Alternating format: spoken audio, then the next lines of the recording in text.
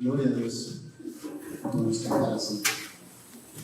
Pues vamos a continuar con el agradecimiento. Ahora también la predicación invoca en su.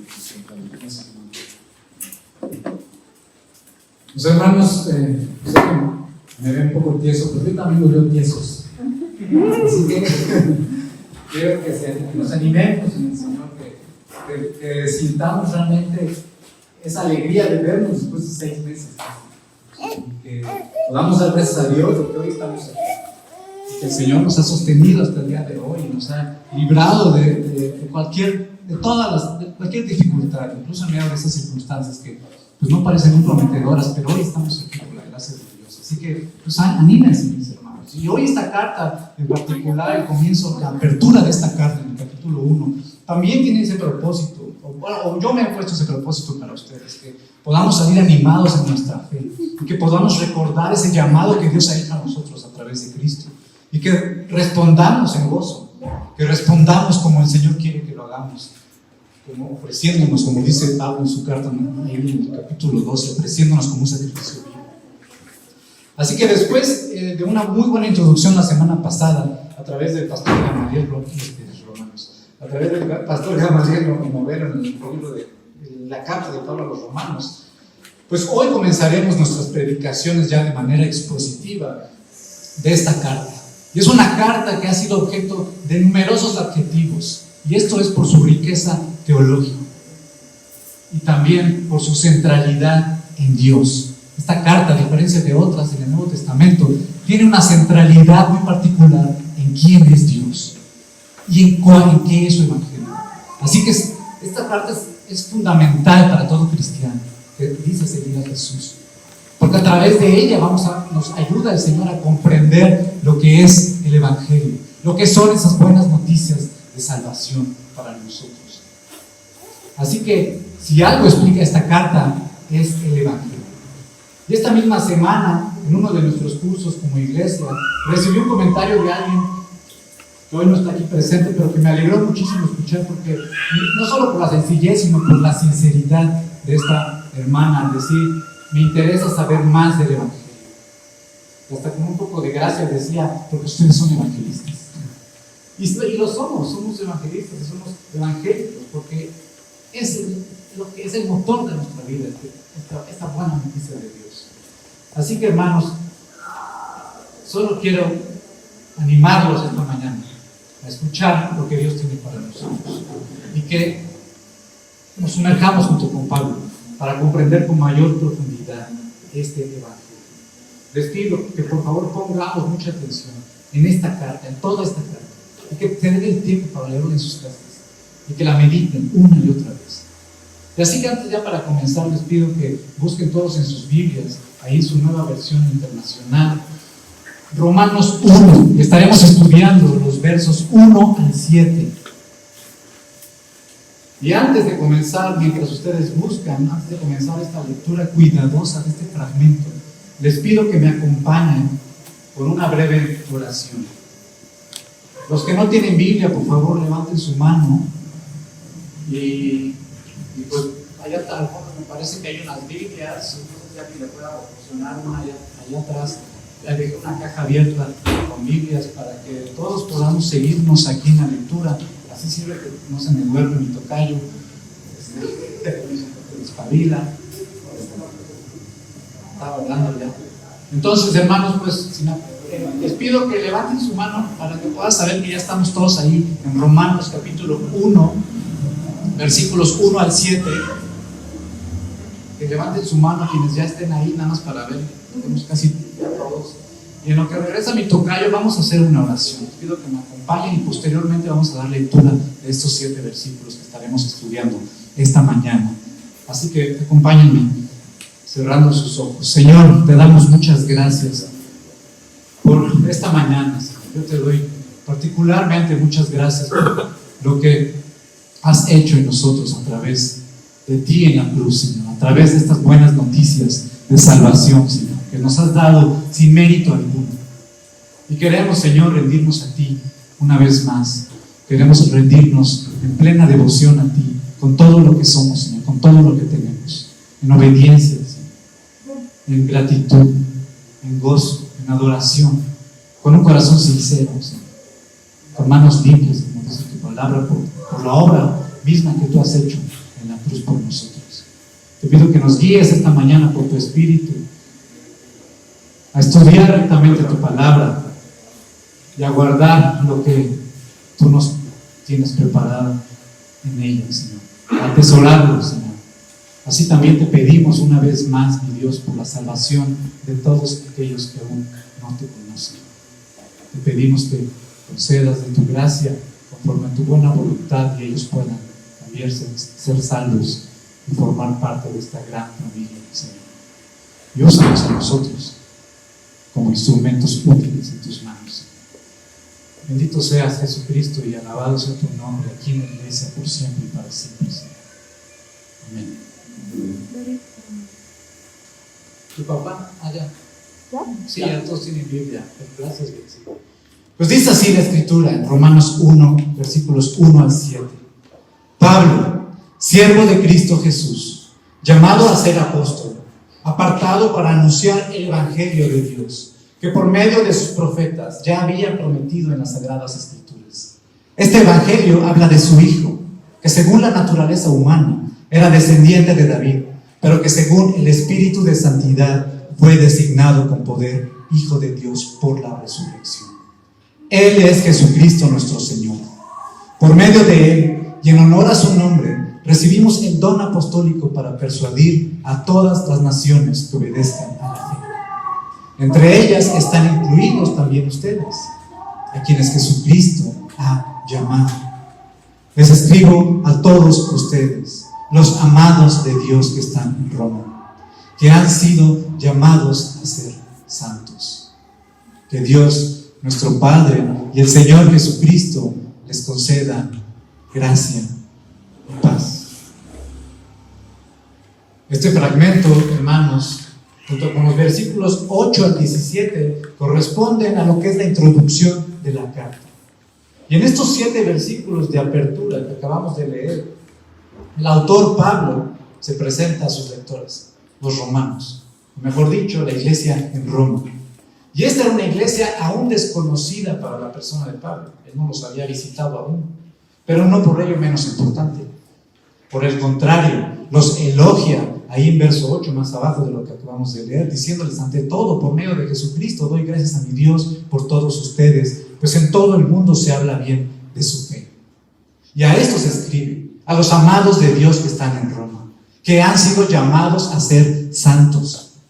Por tanto, así como nosotros, los de Comunidad Cristiana en Roma, los romanos eran cristianos. O sea, eran nuestros, por así decirlo, nuestros parientes más cercanos del Nuevo Testamento. Con la pequeña diferencia que ellos tenían el Coliseo Romano y nosotros el Café Toscano. Pero en fin, nuestro amado Pablo no desperdicia estos primeros 7 versículos, introduciéndonos con fervor al tema de toda la carta, que es el Evangelio. El Evangelio de Dios, aclara el mismo Pablo. Y este Evangelio con el cual Pablo se identifica, pues es por este Evangelio que él ha sido apartado por Dios para anunciarlo, dice ahí. ¿Y para qué? Para persuadir a todas las naciones que obedezcan a la fe. Por este Evangelio, dice Pablo, he sido llamado apóstol. Por este Evangelio soy un siervo de Cristo Jesús. ¿Y qué es este Evangelio? Sino buenas noticias de Dios, hermanos. Buenas noticias de salvación. Pues dice Pablo en este capítulo, más abajo, el Evangelio es poder de Dios para salvación de todos los que creen. Los que creen en Jesucristo, nuestro Señor. Dice ahí, aquel que es designado con poder Hijo de Dios por la resurrección. Podemos ver en el verso 4. Por lo tanto, hermanos, podemos decir que el Evangelio es, utilizando las palabras de un comentarista, es el principio, es el final, es el contenido de la carta de los Romanos. Y por lo anterior, por esto mismo he titulado el sermón de esta mañana como Buenas Noticias de Dios, lo cual me parece pertinente no solo en tiempos del coronavirus, aunque sabemos que ha sido un año difícil, pero para eso están los memes, sino porque, como dice John MacArthur, un vistazo rápido a cualquier periódico nos recuerda que en nuestro mundo la mayoría de las noticias son malas y parecen empeorar con cada día que pasa. Sin embargo, ante dicha realidad de un mundo roto, donde vino a reinar la muerte por causa del pecado, precisamente Dios anuncia sus buenas noticias de salvación, porque su mundo necesitaba ser redimido mediante la sangre de Jesús. Este fue el único sacrificio perfecto que ha liberado a la creación de la esclavitud del pecado. Por lo tanto, hermanos, para todo seguidor de Jesús, la realidad de este mundo ha sido esclarecida con las buenas noticias de Dios en Cristo para salvación. Esa es nuestra realidad, la que Dios ha revelado en Cristo mediante su Evangelio. Y dicho esto, hermanos, pretendo que así como Pablo se identifica con este Evangelio, pretendo que nosotros podamos identificarnos, que podamos comprender este Evangelio y vivir centrados en Jesús, porque así como Dios por gracia llamó y apartó a Pablo para sí como su apóstol, Él nos ha llamado en Cristo a Comunidad Cristiana Roma y a los que nos visitan para obediencia de la fe. Él nos ha llamado a ser su pueblo santo, sus hijos amados. Ya no nos pertenecemos a nosotros mismos. Ya no pertenecemos, dice un escritor, al mundo viejo pasajero, sino a aquel que nos ha llamado de las tinieblas a la luz, Jesucristo nuestro Señor. Pablo dice, verso 1 ahí en sus Biblias, siervo de Cristo Jesús, llamado a ser apóstol, apartado para anunciar el Evangelio de Dios. Pablo se identifica como el vocero de Dios, y no por su propia voluntad, sino por el gratuito favor de Dios. Y esto, cuando este acto de gracia lo expresa Pablo muy bien cuando usa en pasivo los verbos llamado y apartado. Llamado a ser apóstol, apartado para anunciar el Evangelio de Dios. Pablo fue escogido por Dios de manera muy especial para anunciar, ¿qué dice el texto? Su Evangelio, el Evangelio de Dios, y ser contado entre los apóstoles como un regalo para nosotros. No era su Evangelio, era el Evangelio de Dios. Y si de algún título se siente orgulloso Pablo, es el de siervo de Cristo Jesús. Y no tanto en el sentido de siervo como se ve en el Antiguo Testamento, que era un reconocimiento de honor y dignidad, sino mayormente Pablo usa este adjetivo de siervo en el sentido de su condición de esclavo de Cristo. Siervo en el sentido de su completa y absoluta sumisión a su Señor. Pablo es un esclavo de Jesús, y eso le enorgullece. ¿Y cuáles son las características de un esclavo? Ustedes pueden responderme eso en sus mentes. Todos sabemos qué implica ser un esclavo. Pablo se considera, por gracia, un servidor completamente dependiente de su amo. Él vive para su amo y muere para su amo. Llamado a ser apóstol, dice Pablo, no por mérito propio, sino por la gracia de Dios. Pues dice ahí Pablo que dicho don, en verso 5, lo recibimos directamente de Cristo. Y esto lo podemos ver con mejor claridad en Hechos 9, cómo fue que Cristo llamó a Pablo. Y esta autoridad dada por Dios, especialmente a sus apóstoles, fue con un propósito único: colocar el fundamento de su iglesia. Ahora bien, no fueron sus credenciales como fariseo por las que se ganó este objetivo, este título, esta función. Y vivía como fariseo apartado para la observancia de la ley mosaica, sino fue por el llamado soberano de Dios, quien ahora Dios lo apartaba, literalmente apartaba para anunciar su evangelio. Ahora Pablo vivía para anunciar las buenas noticias de Dios para salvación. Ese era su propósito, ese era su vida. No su propio mensaje del evangelio, no su propia interpretación, sino el evangelio mismo, tal cual Dios lo comunicó. Y esto es aquí hay algo que lo hace relevante. Esto es lo que lo hace relevante, que sea un mensaje de Dios, que el evangelio es de Dios. Por eso mismo, dice un comentarista, es un mensaje que trae salvación, porque es de Dios. Y este evangelio, dice Pablo en capítulo 16, al final de esta carta, fue un misterio oculto por largos siglos, pero ahora lo ha revelado Dios por medio de los escritos proféticos, para que todas las naciones obedezcan a la fe.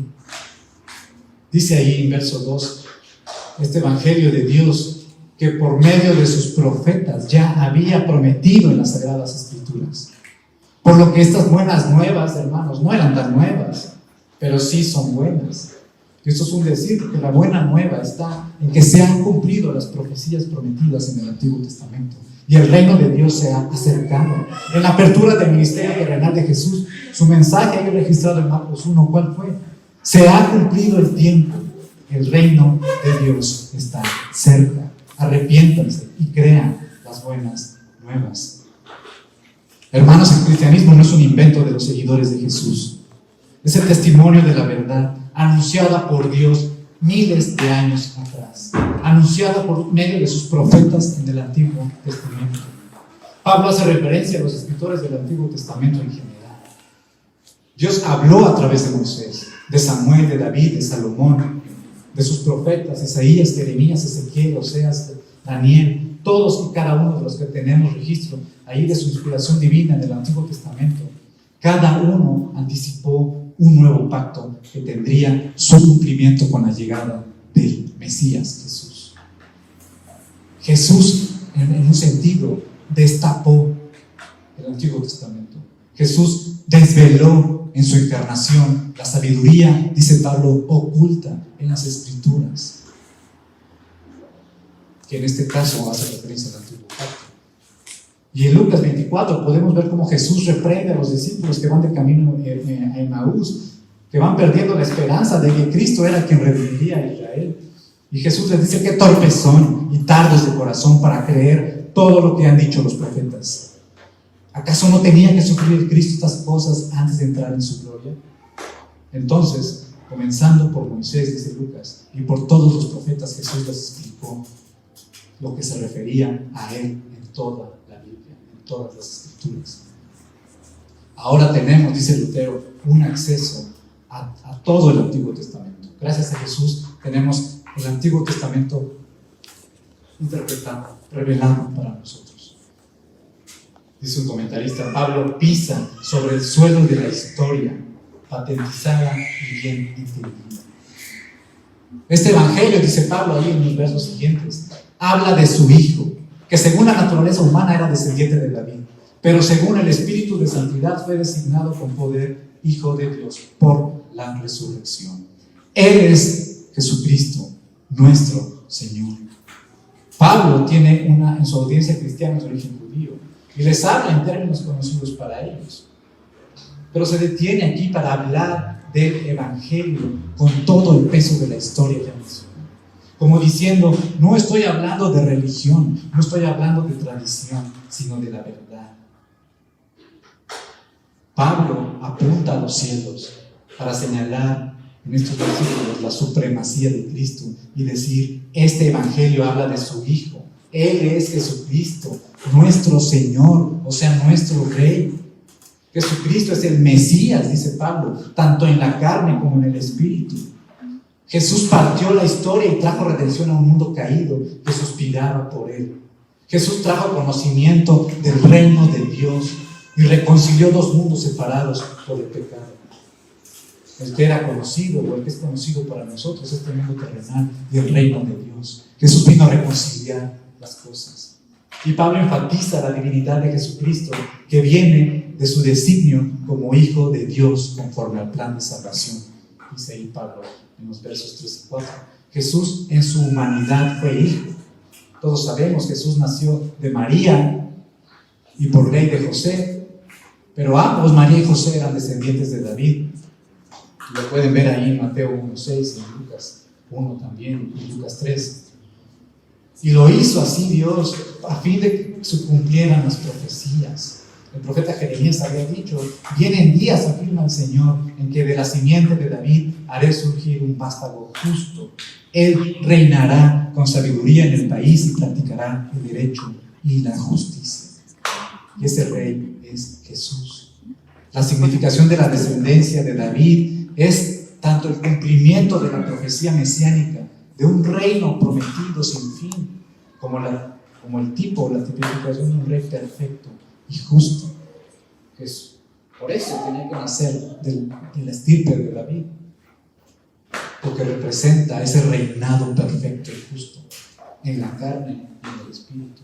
Dicha encarnación de Cristo, hermanos, también hace dos cosas posibles. Y la primera de ellas es que en su condición humana Jesús, al nacer, ya lo mencioné, se hizo valer como rey sobre este mundo. Y al morir se hizo valer como el único sacrificio agradable y perfecto para traer verdadera redención al mundo. Por otro lado, Cristo en su encarnación también fue declarado Hijo de Dios. pues ha nacido de Dios. Y dice Pablo aquí que esto quedó ratificado en su resurrección. Dice ahí verso 4, según el Espíritu de Santidad fue designado con poder Hijo de Dios por la resurrección. Su divinidad y señorío como Hijo de Dios se confirman en la resurrección. En la resurrección de Jesús hemos conocido a Dios con toda su gloria. Dios se ha revelado con poder y manifestado a nosotros, venciendo a la muerte y acercándonos su reino para gloria de su nombre y salvación de todos los que creen en Él. Ahora podemos conocer el reino de Dios. Él es Jesucristo, Él es el principio y el fin. Dice MacArthur, Él es Jesús porque salva a su pueblo de su pecado. Es Cristo porque ha sido ungido por Dios como rey y como sacerdote. Es Señor porque Él es Dios y es el gobernador soberano del universo. Y estas son las buenas noticias de Dios. Son buenas noticias de Dios para nosotros, que somos nosotros parte de su plan perfecto de salvación. Dios nos miró, Dios agachó su mirada para recogernos y rescatarnos de la muerte por pura gracia. Llamado a ser apóstol, apartado para anunciar el Evangelio de Dios. Ahí Y está. por medio de Gracias. este Evangelio ha nacido. Por medio de Él, dice Pablo, por medio de Cristo, y en honor a su nombre recibimos el don apostólico para persuadir a todas las naciones que obedezcan a la fe, dice el verso 5. Pablo ahí en verso 5 se ponen sus miradas. Pablo es como si dijera Pablo, gracias a este evangelio tenemos el privilegio, por su gracia, de llevar esta tarea para el bien del mundo y para la gloria y el honor del nombre de Jesús. Tal autoridad no es mía, dice Pablo, es de Dios, es un don de Dios, un regalo no solo para mí, sino para todas las naciones. Pues dice Pablo en un sentido, estas palabras son palabras persuasivas para salvación. Lo que Pablo está diciendo es que el don apostólico que Dios le dio es un regalo para nosotros. El que hayamos tenido el privilegio de recibir a un mensajero de Dios con palabras de verdad para persuadirnos hacia la salvación, para rescatarnos. Pablo, la autoridad de Pablo no es para vergüenza, sino es para gozo, para regocijo, el tener ese privilegio de tener a alguien, a un mensajero de Dios con palabras de verdad que nos trajo salvación. Es lo que quería hacer Dios a través de sus apóstoles, traer salvación, anunciar sus buenas nuevas. Son palabras persuasivas para salvación, con autoridad y poder directos de Dios. Y esto es así, hermanos, que tanto los romanos como nosotros somos fruto de la riqueza dada por Dios en su evangelio. Nosotros como cristianos tenemos que vernos beneficiados y beneficiarios también de la inmesurable gracia salvadora de Dios, porque ahora a través de él disfrutamos de una bella relación con Jesús como sus siervos, apartados por él y para él. Por gracia, hermanos, somos salvos. Por gracia somos hijos amados de Dios. Por gracia podemos servirle. Dice un autor, la gracia es lo único que puede hacernos semejantes a Dios. Ahora bien, el propósito y tarea de Pablo no se limita al simple hecho de salir y pregonar las buenas nuevas. No. La imagen que Pablo nos da en este texto no es de alguien que nada más está pregonando, así como Jonás fue a pregonar la destrucción de Nínive, sino de alguien que busca hacer discípulos, porque dice persuadiendo a todas las naciones a que obedezcan a la fe. Y esto me hace eco de las palabras de Jesús en Mateo 28, cuando Jesús nos dijo: id y haced discípulos de todas las naciones, bautizándolos en el nombre del Padre y del Hijo y del Espíritu Santo, enseñándoles a obedecer todo lo que les he mandado.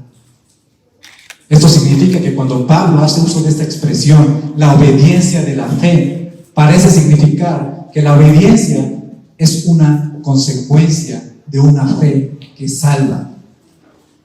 Dice Tim Keller, no es una segunda condición para la salvación, sino significa que una fe verdadera en nuestros corazones produce ¿qué? Obediencia en nuestras vidas. Aquellos que verdaderamente hemos sido salvados por fe, producimos fruto de obediencia. Y Santiago nos recuerda esto con un jalón de orejas bien fuerte, si lo recuerdan alguna vez. ¿Y por qué es así? Porque, como Pablo nos ha venido diciendo más arriba, porque Jesucristo es nuestro Señor. Y esto tiene una íntima relación, que Jesucristo es nuestro Señor, estamos bajo su señorío. Por lo tanto, esa fe que nos salvó demanda una obediencia como siervos, como esclavos de Cristo. Y esto no es porque se necesita obediencia para ser salvos, pero la obediencia es la evidencia de que estamos cumpliendo bajo una fe salvadora.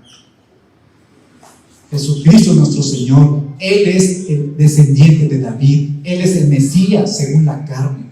Él es el Mesías según el Espíritu Santo. Él es el prometido Hijo de Dios. Él es el Hijo de Dios resucitado con poder. Él es el que gobierna a la diestra del Padre Celestial. Él es el que salva. Por tanto, hermanos, una fe verdadera en dicho Jesús implica una gozosa sumisión en obediencia. Pues como Pablo, también somos siervos de nuestro Rey soberano. Hemos sido llamados a ser sus siervos. Dice Pablo ahí, verso 6, entre ellas, las naciones persuadidas, dice Pablo, están incluidos también ustedes, a quienes Jesucristo ha llamado. Dice otro autor, el mismo Dios que ha hecho a Pablo apóstol de los pueblos, se ha apropiado también de los cristianos romanos. Y se ha apropiado también de nosotros para salvarnos, para cautivarnos con amor hacia una vida de gloria, una vida eterna. Cristo te ha llamado, o Cristo te está llamando, porque quiere salvarte.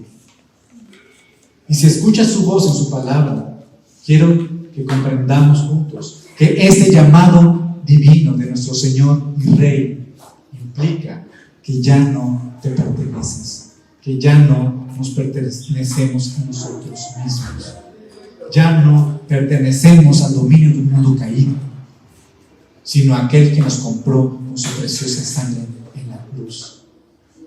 Esta semana me he estado jaloneando con mi esposa por mi necesidad de insistir en hacer algo que a ella no le agrada. Mi deber es renunciar a ese gusto por amor a ella.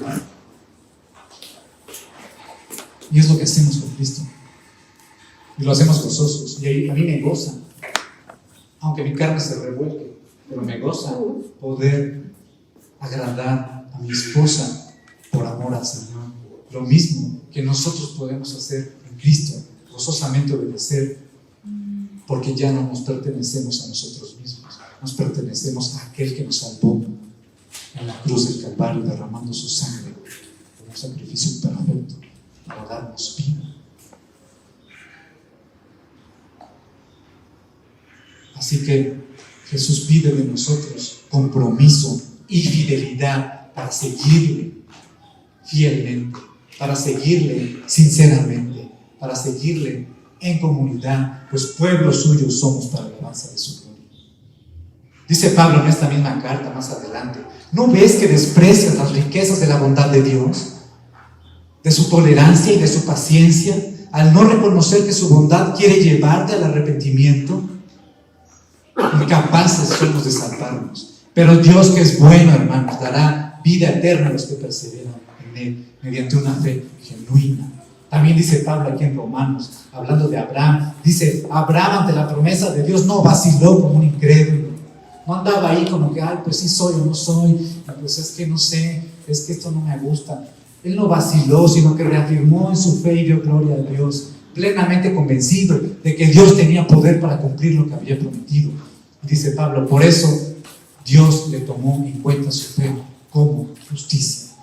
Esa es una fe verdadera, una fe que responde en obediencia absoluta. Y no que lo vamos a hacer perfectamente, pero es este deseo de entregar nuestras pasiones y nuestros deseos a Cristo y someternos a su señorío con gozo, para la alabanza de su gloria, para dar honor a su nombre y a la gracia salvadora por la cual Él murió por nosotros.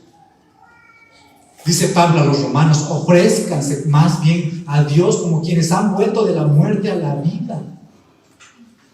Estábamos muertos en nuestros pecados y Cristo vino a salvarnos, muriendo en nuestro lugar, haciéndose un hombre como nosotros, débil. Y dice Pablo que presentemos nuestros miembros, los miembros de nuestro cuerpo, como instrumentos de justicia. Termina Pablo esta porción en verso 7 diciendo: les escribo a todos ustedes, los amados de Dios que están en Roma, que han sido llamados a ser santos. Santos como Dios es santo. Nosotros, hermanos, comunidad cristiana Roma y los que nos visitan, somos y que han confesado su fe en Jesucristo, somos llamados de Dios. Él vino por nosotros. Él bajó de los cielos a esta tierra por nosotros. Y hemos sido llamados a ser santos mediante una fe que Él ha producido en nosotros, que debe dar frutos de arrepentimiento. Somos llamados a buscar una obediencia de corazón, que no lo vamos a poder hacer nosotros, pero lo haremos mediante la gracia de Cristo. El apóstol en el capítulo 12 de esta carta les dice a los romanos: tomando en cuenta la misericordia de Dios, hermanos, les ruego que cada uno de ustedes en adoración espiritual ofrezca su cuerpo como sacrificio vivo, santo y agradable a Dios. Dijo ahí Pablo en verso 7 que somos, les dijo a los romanos que son los amados de Dios, y nosotros somos igualmente esos amados de Dios. Con amor eterno te he amado, dice el Señor. Un gran amor manifestado en esta complejidad de su mundo. Está claro que el mundo es complejo, la creación es compleja, somos complejos, pero en esa complejidad y en esa belleza y en esa complejidad del plan de salvación, Dios ha mostrado su gran amor, un amor y una misericordia que desborda un corazón deseoso de salvarnos y de tenernos bajo su regazo, de tenernos cerca de Él para deleite nuestro, para descanso de nuestras almas, pero sobre todas las cosas para gloria de su nombre. Hermanos, este es un amor del que estamos convencidos, como dice Pablo, que ni la muerte, que ni la vida, ni los ángeles, ni los demonios, ni lo presente, ni lo porvenir, ni los poderes, ni lo alto, ni lo profundo, ni cosa alguna en toda la creación, dice Pablo, podrá apartarnos de este amor, del amor que Dios nos ha manifestado en Cristo Jesús nuestro Señor. Con gran amor hemos sido llamados a ser santos. Hemos sido apartados por Dios para el Evangelio. Hemos recibido estas buenas noticias de salvación por la mediación de Cristo Jesús. Hermanos, lo último que yo les pido es que seamos santos como Dios es santo. Mediante la gracia que nos ha sido dada mediante la fe. Pero que busquemos al Señor con fervor. Porque el Espíritu, dice Pablo en esa carta, el Espíritu de aquel que levantó a Jesús de entre los muertos vive en ustedes. Ese mismo Espíritu que resucitó a Jesús vive en nosotros. Ese mismo Espíritu que levantó a Cristo de entre los muertos también dará vida a nuestros cuerpos mortales, dice Pablo. Así que tenemos todo para glorificar a Dios. Tenemos todo para entregarle nuestros deseos, nuestras pasiones, nuestras luchas a Cristo y seguir adelante por la gracia que nos ha salvado. Así que pues, mis queridos hermanos, y usando las palabras de Pablo, termino esto diciendo que sirvamos al Señor con fervor, que bendigamos y no adoramos, que practiquemos el amor con sinceridad entre nosotros, que busquemos la paz, que venzamos el mal con el bien, tal como lo hizo Cristo en la cruz. Dice Pablo, ya es hora de que despierten del sueño. Despierta, ya, tú que duermes, despierta, dice Pablo, pues nuestra salvación está ahora más cerca que cuando inicialmente creímos. Dice, la noche está muy avanzada y ya se acerca el día. La gloria sea a Cristo nuestro Señor. Amén.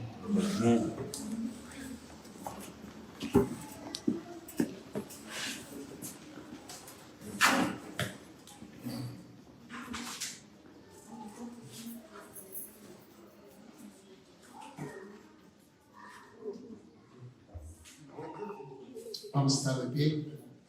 Les invitamos a tomar la hojita que tienen con la que puedan acompañarnos a cantar. Esta canción se llama Arraigado. ¿Arraigados en qué? Pues en el Evangelio glorioso de Cristo Jesús. No hay más. Una parte de la canción dice: nada puedo hacer sin ti. Bueno, no podemos ni cantar sin Él. No podemos vivir sin Él. Y si pretendemos vivir sin Él, ahí están los resultados. Así que el Evangelio que acabamos de escuchar en la introducción, primer capítulo de Romanos, en boca de nuestro pastor David, cantemos esta canción con todo el corazón y salgamos de este tiempo especial reunidos de forma presencial y entonces a vivir este Evangelio. Y si nos falta conocimiento para saber qué es el Evangelio, acérquese. Estamos muy gustosos de poderle orientar.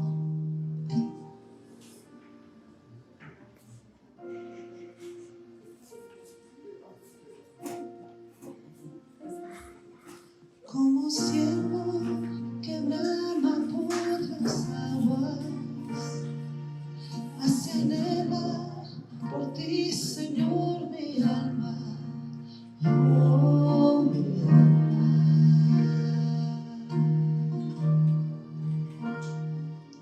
Como árbol plantado junto a aguas, así mi ser se deleita en tu palabra, tu palabra,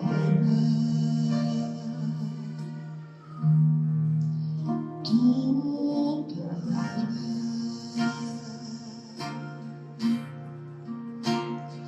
Que tu espíritu de vida, la semilla en mi interior, y tu palabra eche raíz en lo profundo de mi corazón.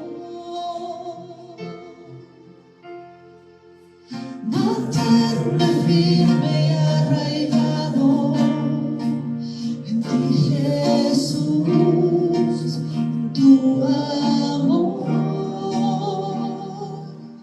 Toda mi vida rebosando de gratitud y adoración.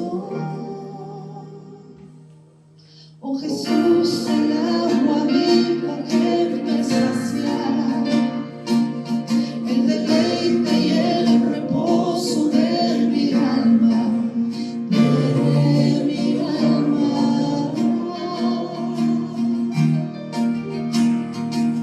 Sobre ti me plantaré todos los días, tú serás el fundamento de mi vida, de mi vida. Oh Jesús, eres tú mi vida.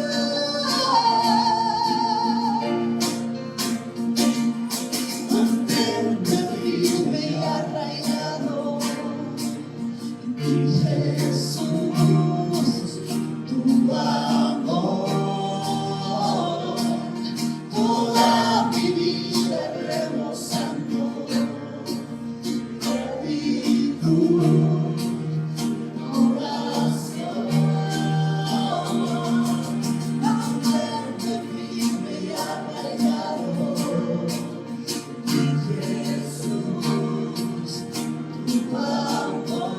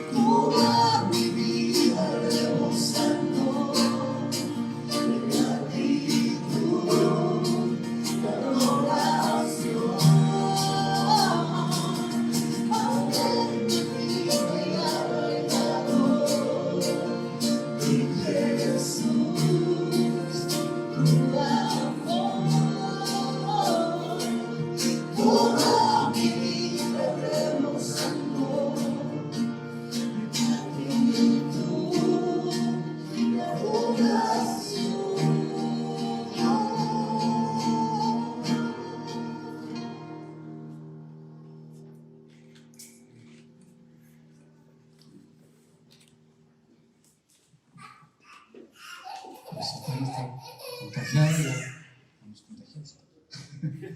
Gracias a Dios, hermanos.